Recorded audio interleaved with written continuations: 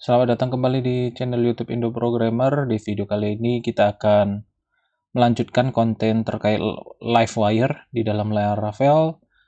Nah, sebelumnya itu yang sudah kita buat, kita sudah bisa melakukan proses sederhana ini ya, ngepost dan juga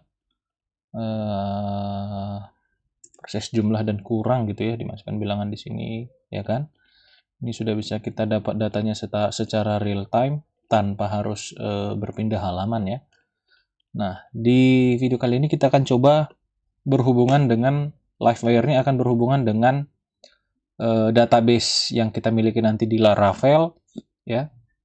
Jadi untuk sebagai contoh kita pakai migration yang sudah disediakan oleh Laravel ya di bagian database ini, migration untuk table user ini. Jadi kita akan manfaatkan table user. Lalu kita nanti manfaatkan untuk menyimpan data name, email, dan juga password nanti ya ke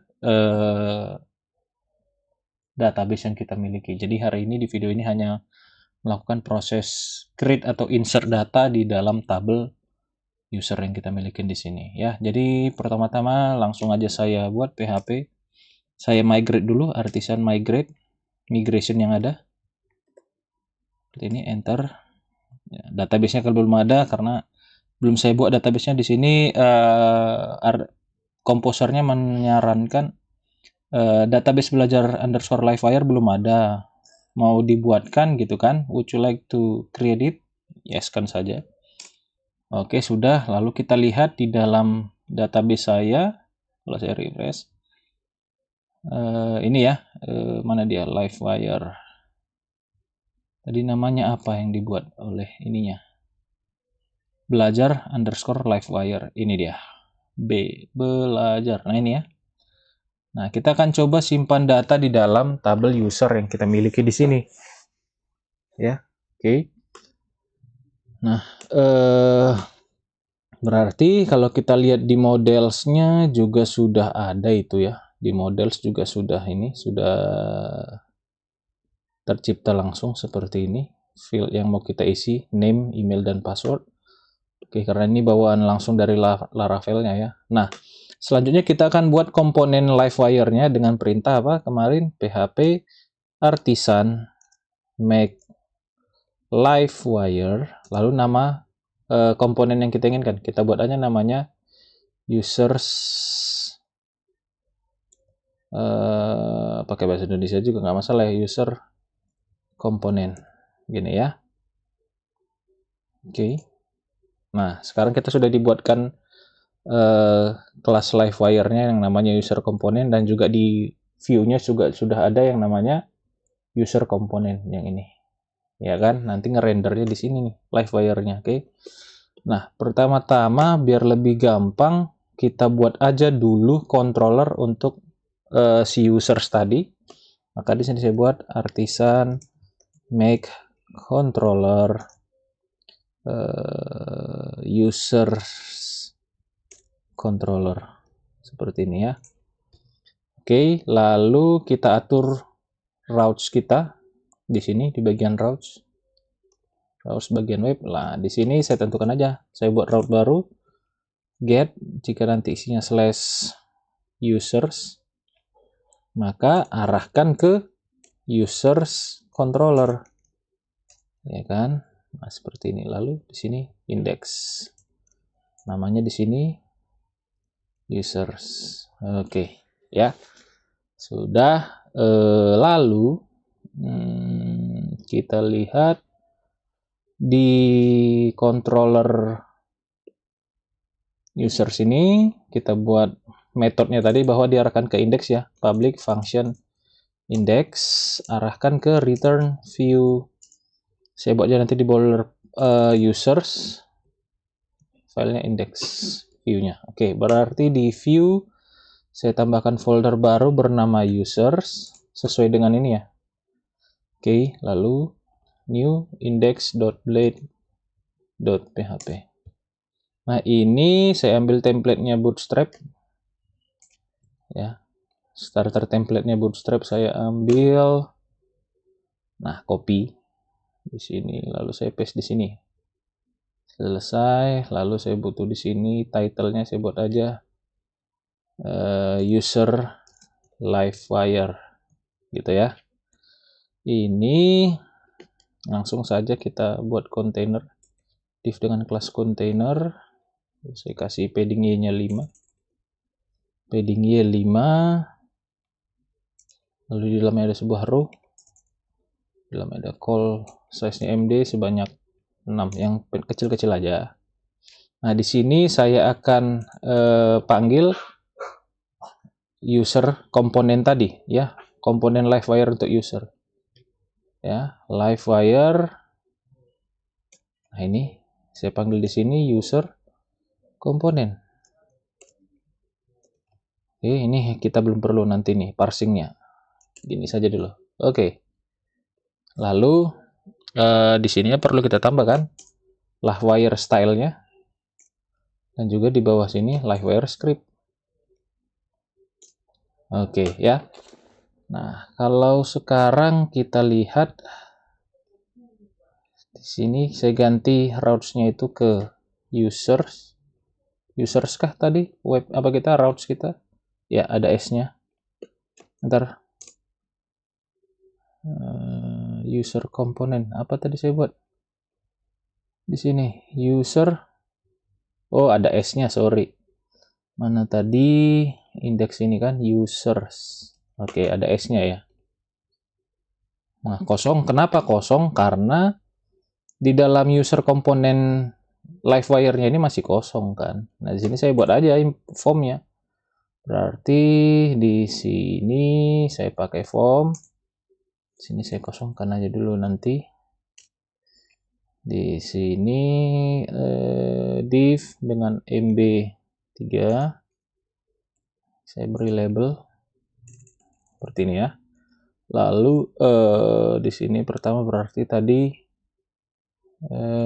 name ya. Lalu input dengan type text. Saya nggak perlu name dan ID ini, saya hanya perlu kelasnya. Kelas form control. Lalu di sini perlu, kalau nggak salah, wire model ya. Wire titik 2 model, sama seperti di konten sebelumnya di sini ya. Nah, ini kan wire model untuk name-nya. Oke. Sini saya kasih namanya name. Ya kan, sama seperti ini. Wire titik 2 model sama dengan, sorry. Oke. Lalu sini email. Di sini wire-nya ini email. Oke. Lalu satu lagi untuk password. Di sini type-nya password. Dan wire modelnya juga password. Lalu saya tambah sebuah button dengan type submit. Kelasnya itu btn success. Di sini saya buat simpan. Nah, biasanya lalu di form ini saya kasih kalau kita lihat di dokumentasi Livewire-nya, di form itu bisa kita kasih action-nya. Nah, ini di forms kita bisa beri yang namanya ini wire titik 2 submit, nanti memanggil method bernama save. Jadi dia memanggil ini event listener ya. Nah, maka di sini kita belum pakai tag formnya ya, nggak apa-apa. Mana tadi form kita? Harusnya ada. Bukan di sini, sorry. Ini saya bukan ini ya, ini di sini wire titik submit sama dengan kita buat aja namanya apa ya, store gitu ya, biar berbeda. Oke. Sekarang kita masuk ke komponen users komponen tadi yang di Livewire yang ini. Di sini kita buat properti baru dengan variabel yang sesuai kita butuhkan tadi di modelnya ya. Name ya kan, lalu public email, lalu public password ya. Seperti ini. Oke. Lalu kita buat public function store, karena tadi di wire submitnya kan store ya. Seperti ini. Lalu kita langsung simpan aja. Maka di sini tinggal saya masukkan user user yang di model ini ya. Kita panggil model usernya create seperti ini. Langsung aja create, di dalamnya kita panggil sesuai dengan nama field di tabel kita ini, name, email, dan password. Maka di sini field name diambil dari this name, ya kan? Field email diambil dari this email, dan password kita coba gini aja dulu ya, this password. Oke. Ini nggak pakai koma ya, titik koma ya, di sini aja. Nah, kalau sudah, kita tinggal mencoba. Jadi ini dari mana datangnya? This name ini. This name itu berasal dari properti yang sudah kita tentukan di atas ini. Ya. Oke, kalau coba kita refresh. Nah ini ya. Kenapa dia? Kenapa nggak mau? Ininya. Bentar, kita lihat dulu di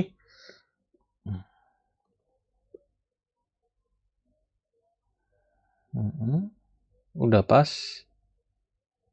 Di sini user komponen.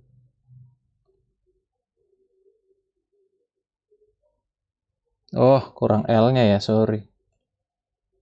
Form control. Oke. Itunya sudah, btn-nya nggak pas, btn, wah. Dah, save. Nah, sudah ini ya. Atau mau kita pakai card juga boleh, biar terkesan rapi kan. Nah, ini. Atau ini tadi sepertinya. Nah, ini PY5. Oke. Cardnya itu saya butuh. Ini card yang sederhana aja. Yang ini pun boleh. Ini kan saya ambil. Saya letak di user komponen blade-nya, view-nya ini.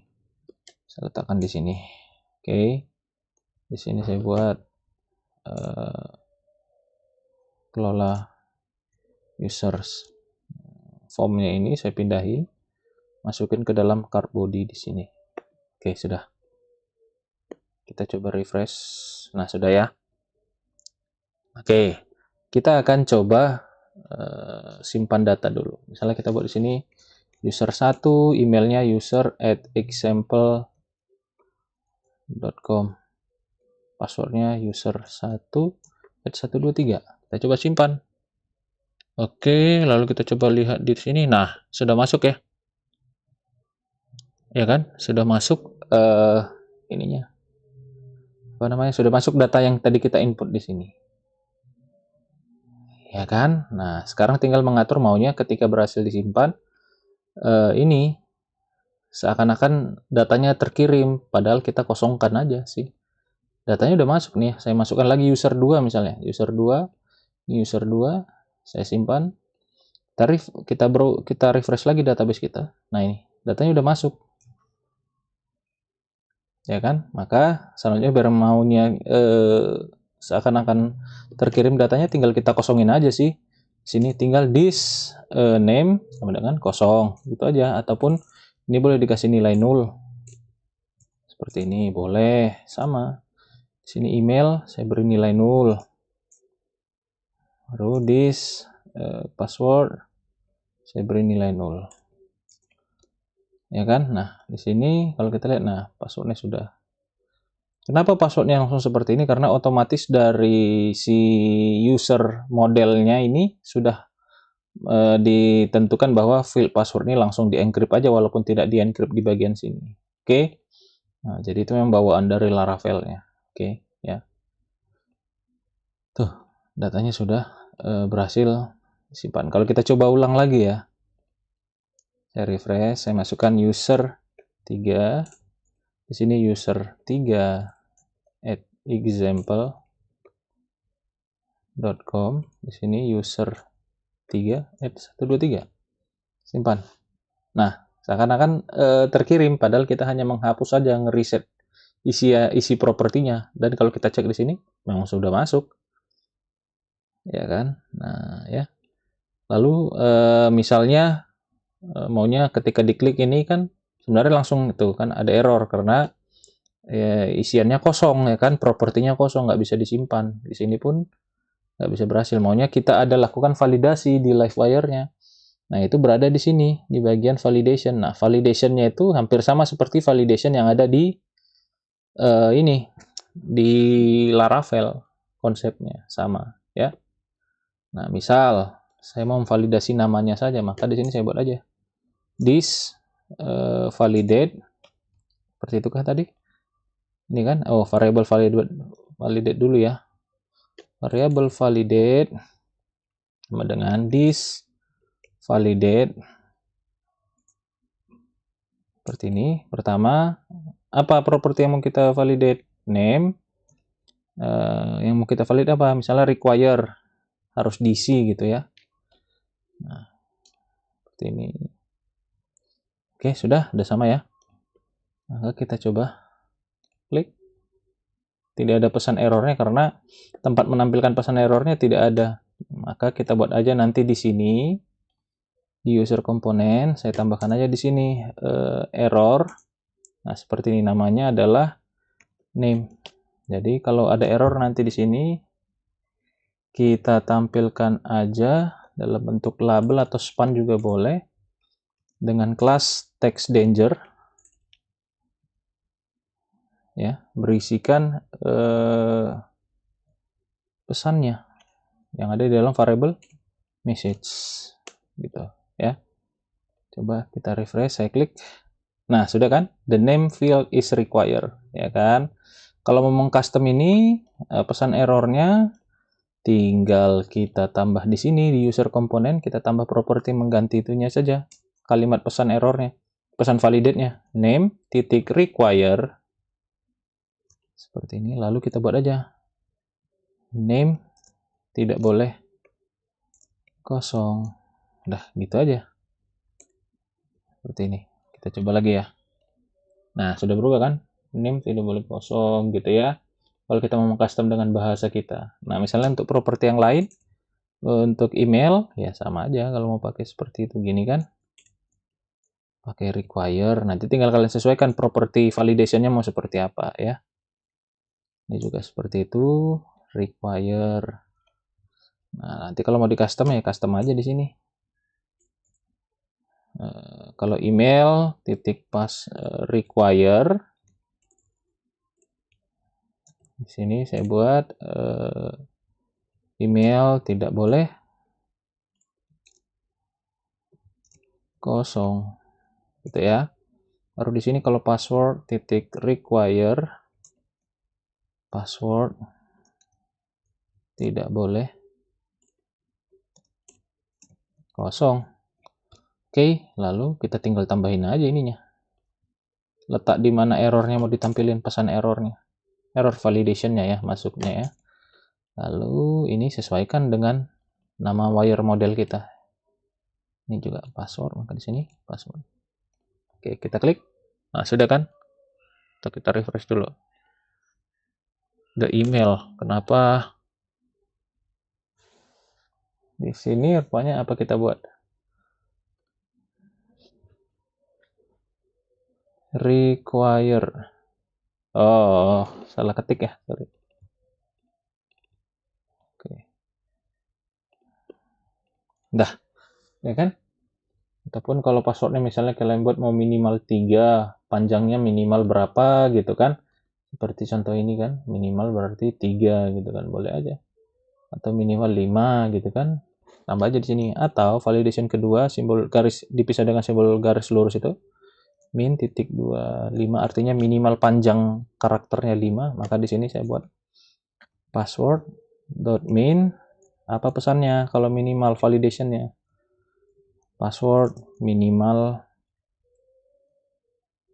panjang password minimal 5 gitu ya.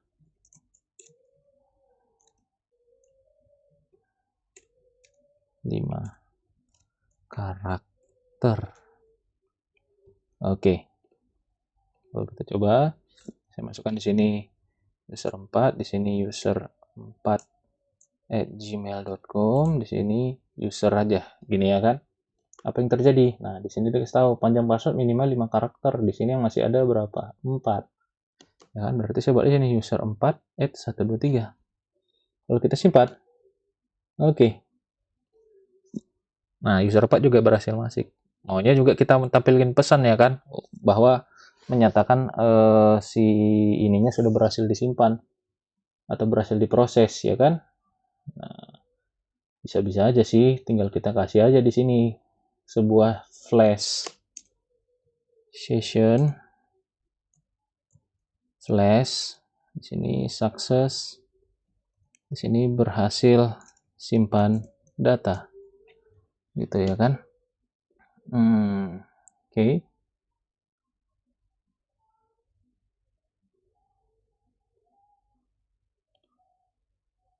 Nah, nanti tinggal kita buat ininya, tempat menampilkan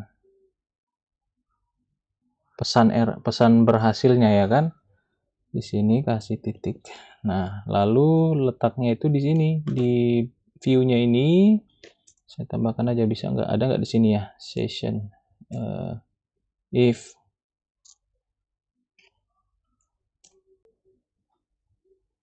nah, kita buat di sini untuk mendeteksi sessionnya, berarti di sini kita tuliskan session buka kurung tutup kurung has nama session flashnya tadi success, seperti ini ya. Kalau ada, berarti kita tinggal tampilkan alert di Bootstrap ya. Saya sempat tutup pula tadi. Di sini alert. Kita ambil yang danger ini, yang success ya. Mana success? Nah ini. Oke, copy. Letakkan di sini. Lalu ini kita ganti dengan session ya. Session success. Oke, kita coba ya. Sini saya buat user 5. User 5 add example.com. Masuk di sini user 5@123. Oke. Kirim. Nah, sudah kan? Berhasil simpan data. Di sini juga pasti tersimpan. Oke. Nah, ini sudah berhasil ya. Jadi di video kali ini kita hanya membahas ini dulu aja. Ketika kita sudah berhasil menyimpan data ke dalam database dan tabel yang kita tentukan tadi, yaitu tabel users melalui Livewire. Jadi kita nggak perlu loading lagi nih di sini. URL yang sekarang aktif hanya di user saja. Kita nggak berpindah halaman tadi ketika kita klik tombol simpan. Biasanya harusnya kita di redirect ke halaman ataupun ke routes yang bertugas melakukan store data gitu ya. Jadi dengan Livewire kita langsung bisa tentukan kemana data itu akan dikirim, yaitu di bagian sini. Di eventnya itu adalah wire.2 submit, lalu tentukan metode yang bertugas di Livewire komponen kita siapa, yaitu store, yang berada di user komponen kita ini. Ini dia, saya buat tadi store. Oke. Ya, jadi seperti itu dulu penjelasan di video kali ini terkait menggunakan Livewire untuk menyimpan data ke dalam database MySQL. Silakan tunggu kembali nanti konten-konten selanjutnya terkait Livewire-nya lagi ya. Jadi itu saja, saya ucapkan terima kasih.